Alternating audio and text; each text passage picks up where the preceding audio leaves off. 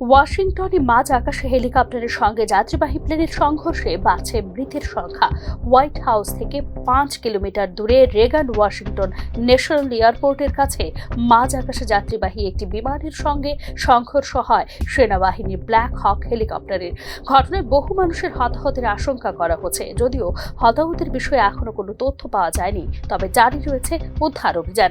প্যাটোম্যাক নদী থেকে কমপক্ষে 18টি মৃতদেহ উদ্ধার করা হয়েছে বলে জানিয়েছে স্থানীয় প্রশাসন। যাত্রীবাহী বিমান ও হেলিকপ্টারের সংঘর্ষে প্যাটোম্যাক নদীতে ভেঙে পড়ে বিমানটি।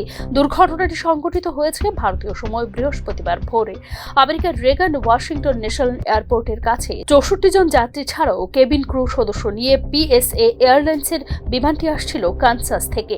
রেগান বিমানবন্দরে যাওয়ার পথে মুখোমুখি সংঘর্ষ হয় মার্কিন সেনার ব্ল্যাক হক হেলিকপ্টারের। এতে যাত্রী বহনকারী বিমানটি ভেঙে পড়ে নদীতে। দুর্ঘটনার পরপরই শুরু হয়েছে উদ্ধার তৎপরতা।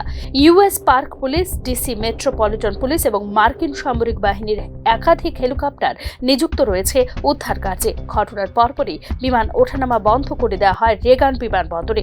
প্যাটোম্যাক নদীতে একাধিক সংস্থা যৌথভাবে তল্লাশি ও উদ্ধার অভিযান শুরু করেছে। বিমানে 64 জন আরোহী ছিলেন বলে জানিয়েছে মার্কিন সংবাদ মাধ্যম। Bureau report, news now.